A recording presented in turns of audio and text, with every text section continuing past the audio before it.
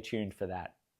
Next question. I'm still wondering what happened to Kevin after the end scene of Area 7. Kevin being the genetically engineered little boy in the middle of all the action in Area 7. Kevin lived happily ever after. Where he went, I don't know. But this is a really good jumping off point for me to do a little rant on living happily ever after. Let's have a think about the end of Return of the Jedi. At the end of Return of the Jedi, everybody lived happily ever after.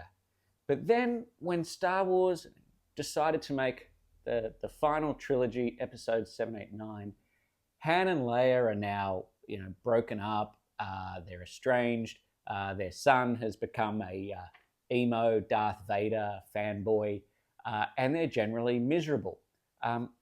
They didn't live happily ever after. Let's look at Indiana Jones. At the end of Indiana Jones and the Last Crusade, he literally rode off into the sunset with his dad.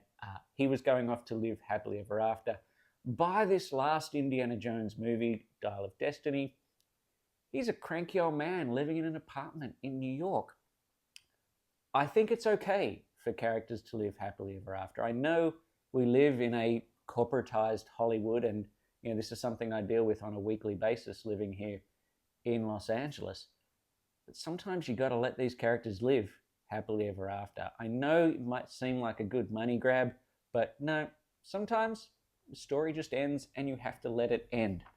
Sometimes I'm really impressed by any filmmakers who go, this is done. Let's not do any sequels.